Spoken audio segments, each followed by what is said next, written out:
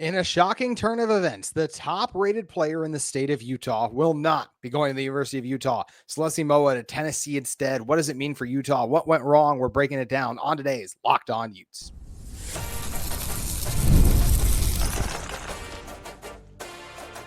You are Locked On Utes, your daily podcast on the Utah Utes. Part of the Locked On Podcast Network, your team every day.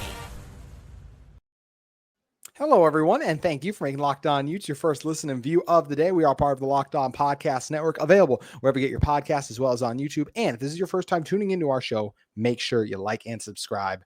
Unfortunately, on today's show, we're talking about the fact that Salesi Moa, the top-ranked athlete in the state, the top player in the state, the actually fourth-ranked athlete in the country, who we all thought at one point was going to Utah. Expert prediction was logged by On3, and it just really seemed like all the momentum in the world was heading towards Salesi Moa being the first five-star from 24/7 Sports, the second if we're going to include On3's five-star as well for Obot, which I think is fair to do.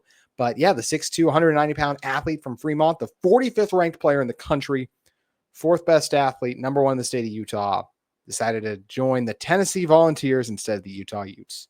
Gut reaction, it hurts. I mean, it seemed like Utah was at the finish line at this one. They were right there, and there's some reports that even support exactly that. It seemed like Moa was going to become a Utah player. He delayed the commitment a little bit, or at least the reported commitment, right? And then here we are, and we end up with Salesi Moa off to Tennessee, a guy that really would have helped this Utah football recruiting class rise up the rankings. Utah football's done well. They have the 50th ranked class in the country now. This would have really been big. This is what they needed. They landed one 4-star, 4-5 Obot we mentioned, and this would have been their second. This would have been a really key piece if they could have gotten him. And instead, they are outside the top 50, nowhere near some of the top-ranked programs in the Big 12 Conference. A few of them in the top 30, even one in the top 20 overall. But yeah, this one hurts for Utah, as I mentioned, because he's a really talented athlete. Steve Bartle of KSL Sports said Salesi Moa commits to Tennessee. This is on his X. That's a tough miss for Utah. There was optimism this week, but Tennessee made a strong push late to secure his pledge.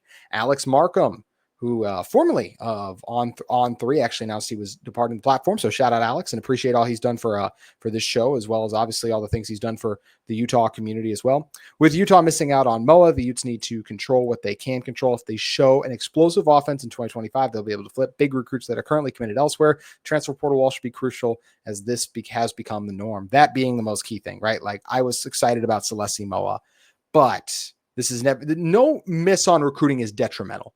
And I don't know if that was always the case, but especially now, because Utah missed on their quarterback room development, right? For the past couple of years they have. And I actually we'll see if Isaac was a full miss, right? Because he just shouldn't have been out there as a true freshman. Reminder, it's very challenging to play as a true freshman. So reminder that's the big thing with these guys. So let's see if they missed on Wilson. But either way, like, Utah's quarterback development had let them down, and they did not have a starting caliber quarterback on this roster if they wanted to win the Big 12 going into the 2025 season. So what did they do?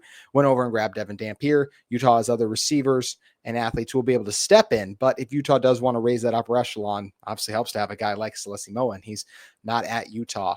Rivals did a write-up on their report about what ended up happening with Salesi Moa, and this is a direct excerpt from that piece. This is what went wrong, basically. As for Moa, his agent told Utah the night before his decision that the Utes were good. Tennessee found out just moments before announcing he was choosing the Vols over Utah that he was going to Tennessee. The allure of being a two-way player in the SEC was one of the exciting factors in choosing to play for Tennessee.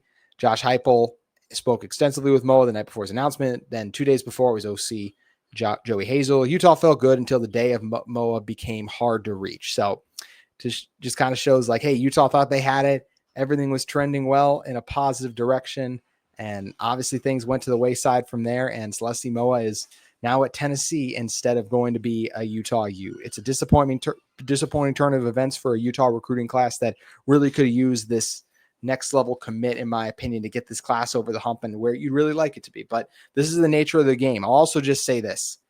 It hurts, but I don't think it says anything bad about the Utah football program overall, because Utah was never really beating out Tennessee for guys. It's happened a couple times, but for the most part, right, like, Tennessee's recruiting classes have routinely ranked much higher than Utah's. For example, Tennessee has the 10th ranked class in the country.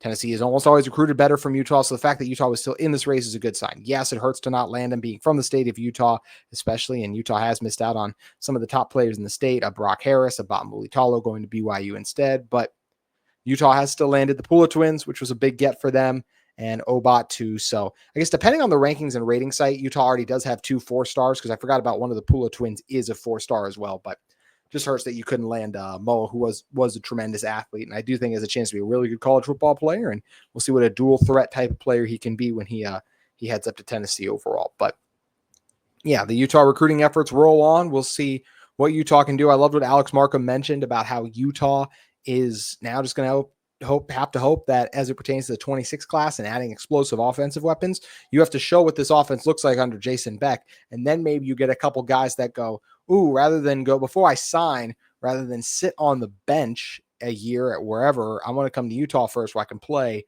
And then maybe I transfer and go somewhere else. So I do think that's all important to keep in mind. And I do believe that Utah is going to be in position to land some, I think they'll flip some guys. I do. I think that their offense is going to have a good year this year. I don't know if there'll be any like 4 or 5 stars. Maybe. Actually, probably I could see a 4-star receiver, but I don't know if it'll be one who was like, hey, top 5 athlete in the country like Moa was. So yeah, it's hard to land guys like Moa. So the fact that Utah was so close and just quite couldn't close the deal after it seemed like he was destined to be going to Utah absolutely hurts. But this is a team and a program that has made their money by recruiting and developing better than pretty much everyone else, right? So, or not pretty, that's a strong statement, but up there among the best in the country when it comes to recruiting and developing. So I do feel like this Utah team can obviously survive the loss of Salesi Moa. It hurts, wish him nothing but the best now that he is going to be a Tennessee Volunteer. Also has one more strong season in the state of Utah at Fremont High School. But yeah, would have loved if he was obviously chose to continue to play his football in Salt Lake City with the Utah Utes. Unfortunately, that's not the case. So now we just wait and see what else Utah can do in the recruiting trail. But in the meantime, fall camp is underway. This Utah football program building some momentum, their wide receiver unit, all of that shaping up and getting set for who are going to be the present weapons of the Utah football. And they'll figure out the recruiting and all those things in the future. And like we mentioned too, if Utah wants to be able to land guys like this and some other explosive and talented players in the future, go out there and have a great season. Utah's best ever recruiting class came off back-to-back Pac-12 titles. You bounce back and win the Big 12 title, then you've won 3 conference titles in the last 5 years. You're going to get a lot of really good recruits that way as well. Utah's already capitalizing on the success they've had with Spencer Fano and Caleb Lomu landing Obot, and could land some other guys with some success at other positions in 2025. But it'll be interesting to see if Utah can have success and land those caliber of players. But yeah, obviously disappointing to miss out on Salesi Moa, but Utah football recruiting will continue on. Still land some good players, probably not any of the caliber of Moa, but you never know in flip season. So it'll be interesting to see what Utah does and how they respond after losing out on Salesi Moa, the top athlete in the state of Utah, top player in the state of Utah, 4th-ranked athlete in the country, picks Tennessee over Utah. Today's episode of Locked On Utes is brought to you by our friends at Drip Drop. If you're trying to stay on top of your routine, whether it's workouts, long days on campus, or staying focused through back-to-back classes, hydration is where it all starts. And when Drip Drop comes in, also with Drip Drop, it's doctor developed and scientifically proven for fast hydration. It uses the perfect balance of sodium, electrolytes, and glucose to help your body absorb fluids quickly, delivering 3 times the electrolytes and half the sugar of a leading sports drink.